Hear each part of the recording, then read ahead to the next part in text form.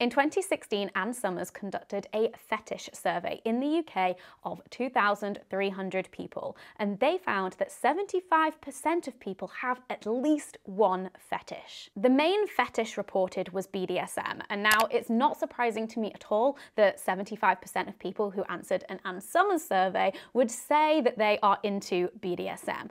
But BDSM is not the exact same thing as a fetish. Yes, there is some crossover, but kinks and fetishes are different. This video is going to be all about the differences between kinks and fetishes. It's one that I have been wanting to make for a while now, so let's dive straight in with understanding a bit more about kink.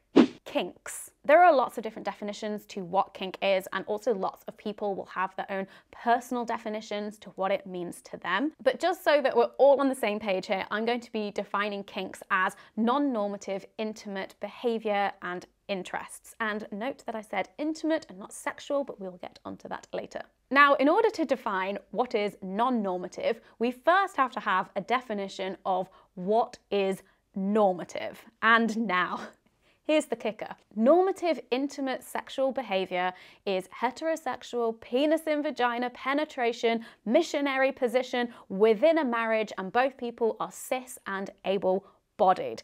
Now, you might be thinking, well, doesn't that then make most things and most people in their sexual behavior and interests non-normative? Well, yes.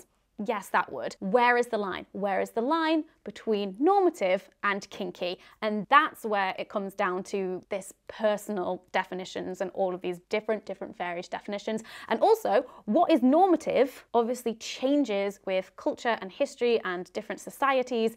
Like anal sex back in 2005, definitely not as normative as it is now if you're like a cis het couple. And also a lot of kinks that people think are unusual are actually really common. BDSM equipment is sold in mainstream sex shops and online, like it is really accessible. Also, the popularity of 50 Shades of Grey, I mean, come on. And of course, our 75% of people from this Anne Summers survey say they're into BDSM. I personally like to see it as a spectrum of kinks, and at one end, you've got your bedroom kink, which is your handcuffs, your blindfolds, your spanking, maybe a little bit of role play, and that's all happening in the bedroom in private. And then all the way at the other end, you've got your kinkster. They are involved in the kink community.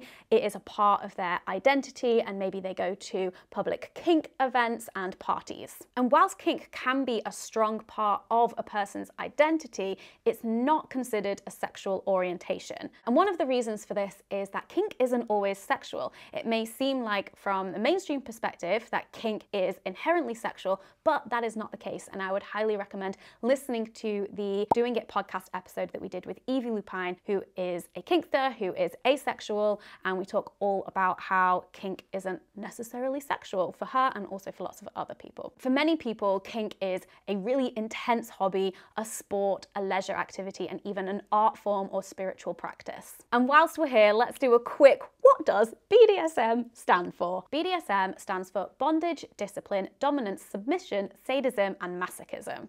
Yes, that's right, it's a four-letter initialism that stands for 6 things. It can involve many things, and just some of them include tying someone up, being tied down, flogging, spanking, blindfolding, role-playing, and power exchanges. So kink is this really broad term, and it can mean anything from a premarital handjob to a full-on dom-sub power exchange relationship with your very own sex dungeon. What fun. I think I sit, don't know, closer to this end, but a bit further along than the premarital handjob. So we sometimes hear the word fetish to describe something that is actually a kink. Now, all fetishes are kinks, because they're non-normative, but not all kinks are fetishes. So, what is a fetish? Fetishes. Unlike kink, there is a medical and psychiatric background to the definition of fetishes. You may have heard of the term paraphilias, which describe abnormal sexual desires listed in the DSM-5, which is a diagnostic manual for diagnosing mental disorders. There are 2 criteria for diagnosing a paraphilia. The first is that it has to be a recurrent and intense sexual arousal over a period of at least 6 months. And the second is that the urges have been acted on with a non-consenting person, or it's causing significant distress or an impairment in normal functioning, such as social life or work. The vast majority of fetishes are not paraphilias and can be a healthy part of someone's sexuality. Also, the whole concept of diagnosing paraphilias has its own problematic history. For example, homosexuality used to be considered a mental disorder and was listed as a paraphilia in the DSM. So if a fetish isn't a paraphilia and it isn't a kink, what exactly is a fetish? A fetish is a sexual fixation on an object or a body part that isn't typically sexual, and it can also be around activities and behaviors like tickling. And here's how it's different to kink. Kinks, not necessarily sexual. Fetishes, inherently sexual. Kinks, a preference. For fetishes, whatever it is necessary for pleasure, arousal, and/or orgasm. It must be present or interacted with or thought about in some way. So there are some knowns and lots of unknowns when it comes to fetishes. It is more common in cis men than it is in cis women. The causes of fetishes, still up for debate. One of the main theories is about conditioning in childhood, where one thing is paired with another, for example, an object with sexual thoughts or behavior, but it's also now thought that there has to be another thing at play and not just this conditioning. Sexual imprinting, but not the same as in Twilight, happens to all of us from a young age. It's how we learn about what is sexually desirable from our culture, our surroundings, and our upbringing. We know that the most popular fetish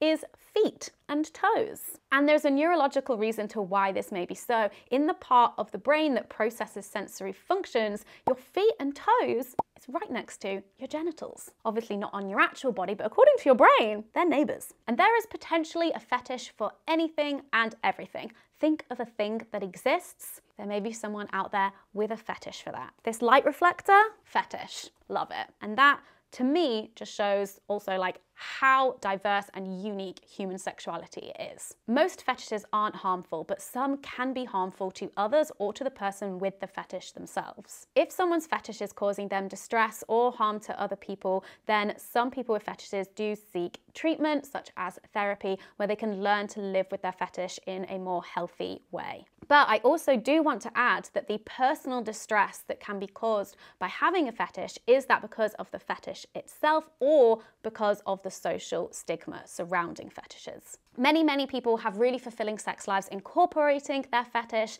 Again, I would definitely recommend listening to an episode we did on doing it with the lovely ladies from Come Curious. Reed talked all about her experience with her tickle fetish and how she came to come to terms with it and embrace it and love it. So things like kink and BDSM are definitely becoming more mainstream, but there is still a lot of social taboo and a lack of understanding around fetishes. And of course, it goes without saying that consent is crucial when engaging in different kinks, fetishes, and any sexual activity. Thank you so much for watching this video, and thank you to my patrons for supporting this channel and the sex education content that we make here. If you want to join our lovely community of sex nerds, get to know other people, get access to lots of different kinds of bonus content as well, then you can check it out, link in the description. I would love to hear your thoughts on all of this in the comments as well. On my bedroom kink to kinkster spectrum, where do you sit? If you are willing to share. I hope that you're doing well, and I'll see you in the next video. Bye.